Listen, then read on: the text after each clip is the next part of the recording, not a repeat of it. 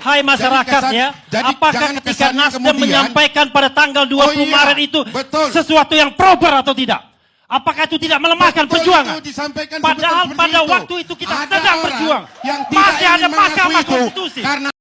Halo, Assalamualaikum warahmatullahi wabarakatuh. Apa kabar sahabat Hendris? Semoga sahabat Hendris dimanapun berada tetap sehat, tetap semangat. Seperti biasa sahabat Hendris, welcome back to my YouTube channel Hendris Media. Oke, di video kali ini sahabat Hendris, ini ada debat panas banget antara politisi Nasdem Bestari Barus versus Refli Harun, ahli hukum tata negara. Gimana sih debat panasnya? Yuk disimak sampai selesai ya. Tapi bagi kalian yang baru mampir ke channel YouTube Hendris Media ini, support channel ini dengan tekan tombol subscribe di bawah, like, komen, dan juga share ke media sosial sahabat ini semua. Thank you so much. Oke, langsung aja. Awal-awalnya itu Refli Harun menyinggung perihal partai politik yang terkesan melemahkan perjuangan relawan Amin. Oke, dan itu membuat panasnya Bestari Barus. Yuk kita simak dulu videonya sini. Check it out. Jadi beliau dengan pernyataannya is okay. Tapi saya hanya ingin menyatakan satu fakta ya, bahwa pada malam itu berkumpul para relawan di Diponegoro 10 menantikan pengumuman. Begitu kemudian kalah, tentu sebagai manusia biasa kan pada down. Di tengah down itu makin down lagi ketika partai koalisi buru-buru menyatakan, mengucapkan selamat pada kawan lama. Ya kan? Jadi gini, nah, jangan dulu mengatakan itu ucapan selamat kepada kawan lama. Begini, Pak, bahwa saya tidak membantah Anda loh. Saya tidak membantah. Tapi saya perlu klarifikasi tapi izinkan saya ngomong bahwa duluan. itu. Saya tidak membantah Anda. Saya tidak membantah Anda. Oke, saya ubah. Mengucapkan selamat. Oke? Gini, kenapa saya katakan kawan lama? Surya Paloh sendiri kan mengatakan, wah kawan kita jadi presiden. Benar nggak?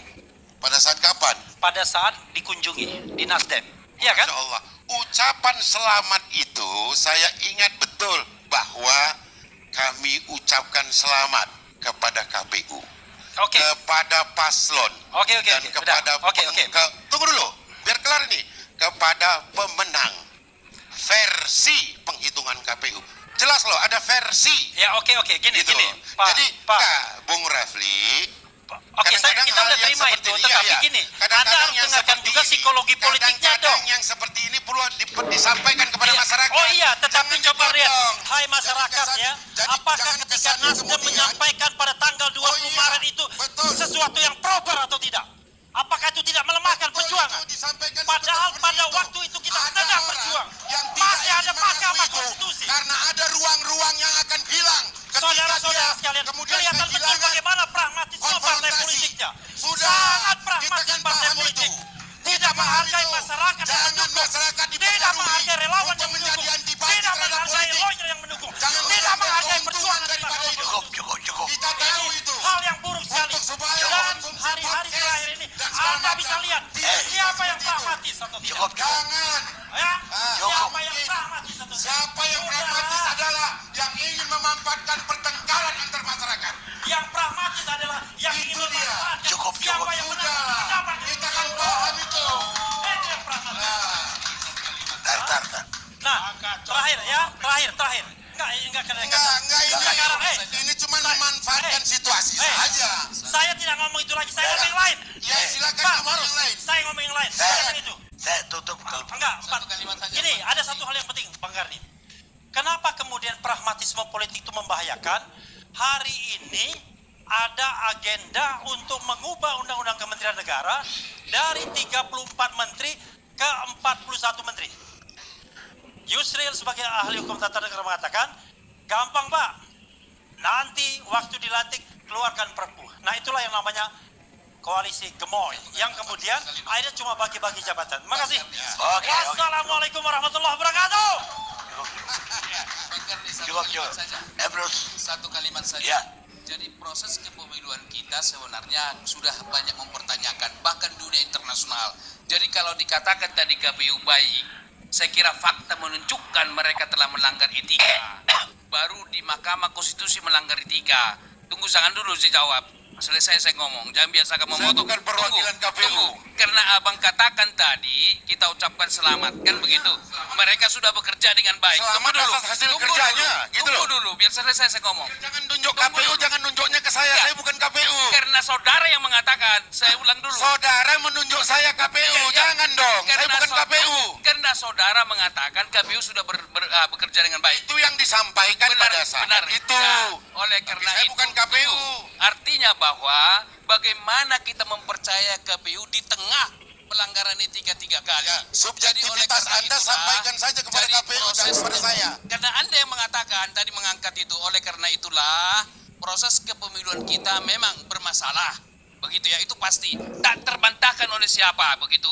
Karena di Mahkamah Konstitusi dan di KPU terjadi pelanggaran etika. Etika itu sesuatu hal yang sangat penting daripada undang-undang. Sudahlah. Artinya mari kita perbaiki ke depan. Jangan justifikasi. Ambil langkah hukum terhadap itu. Itu namanya berpikir. Jangan bicarakan di sini. Itu namanya berpikir kacamata kuda. Satu lagi saya mau katakan, satu lagi. Bahwa kalau dikatakan meninggalkan Pak. Kalau para partai politik yang mengusung perubahan pindah menjadi koalisi Prabowo, mereka meninggalkan rakyatnya yang telah memilih mereka. Dari perdebatan ini, jadi kita semakin paham ya kan, makin terkuak nih ya. Dari beberapa pembahasan beberapa hari yang lalu di video-video saya sebelumnya, dan saya juga menyampaikan kalau Bapak Anies Rashid Baswedan itu dimanfaatkan partai politik untuk mendapatkan kursi di kabinet. Kenyataannya benar saja kan, kursi-kursi para pendukung, partai pendukung koalisi perubahan itu naik dengan signifikan karena mendukung Bapak Anies Rashid Baswedan. Ya, secara nilai jual Bapak Rashid Anies Baswedan ini jauh di atas rata-rata ya nilai jual di kancah politik. Elektabilitas Bapak Anies Rashid Baswedan kan makin naik ya, apalagi dia pas saat jadi gubernur. Rekam jejak Pak Anies Rashid Baswedan jadi gubernur DKI Jakarta kemarin itu sangat disenangi oleh masyarakat Indonesia, ya kan? Maka elektabilitasnya naik. Ditambah lagi kampanye-kampanyenya dengan desak Anies ya, yang jauh berbeda dengan kampanye kebanyakan pemilu-pemilu sebelumnya yang lebih mengundang artis-artis ya, penyanyi-penyanyi gitu ya, joget-joget, goyang-goyang. Nah, ini dia membuat desak Anies.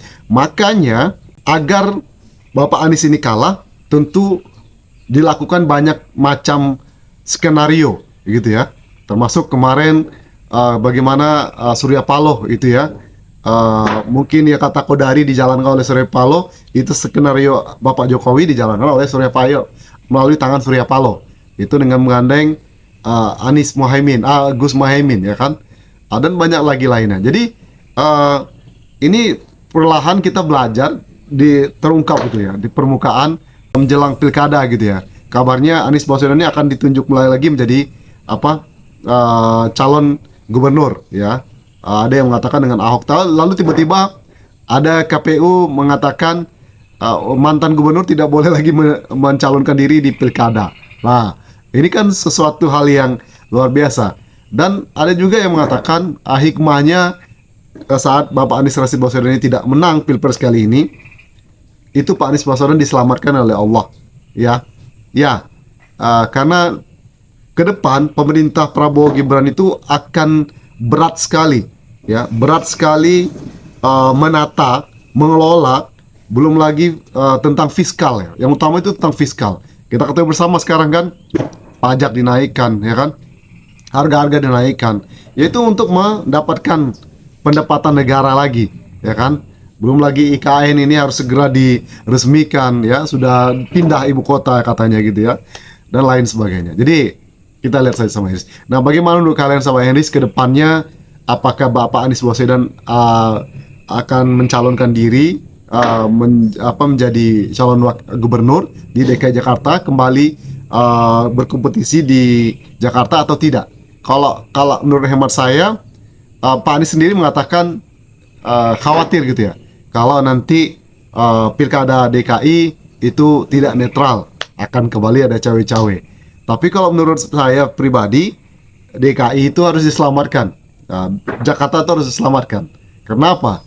Karena kita ketahui bersama, Jakarta yang tadinya sudah tertata dengan bagus ya kan, transportasinya ya kan, banjirnya ya dikelola dengan bagus, pembangunannya bagus ya. Di tangan PJ Hairu 2 tahun ini banyak masyarakat yang mengeluhkannya. Maka kembalinya Pak Anies Baswedan di DKI Jakarta itu menyelamatkan Jakarta itu sendiri. Kalau menurut pandangan saya, walaupun memang nanti pertarungan politik akan sangat kuat sekali di Jakarta. We will see. Kalau menurut saya begitu sih. Oke? Jadi perlu selamatkan Jakarta. Oke? Nah, setelah kalau Jakarta di tangan lagi Pak Anies Baswedan, maka bisa jadi nama Pak Anies itu kembali akan naik lagi. Nah, ya nggak sahabat Anies. Oke? Kalau bergabung dengan kabinet Prabowo, justru nanti akan mengecewakan pemilih yang sangat militan. Kita tahu sama kemarin kan ulang tahun Pak Anies Baswedan, begitu banyaknya orang datang ke rumah bawa kado. Beda banget ya kan?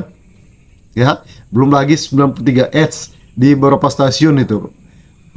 Ini luar biasa. Belum ada sejarahnya relawan yang mendukung paslon ya saat Pilpres itu punya kreativitas seperti ini. Ya, hanya di humanis ya, relawan Anies Baswedan. Oke, itu saja video kali ini sahabat Anies. Thank you for your attention. One more time, don't forget to subscribe, like, comment, and share. See you in the next video. Wassalamualaikum warahmatullahi wabarakatuh. Bye bye.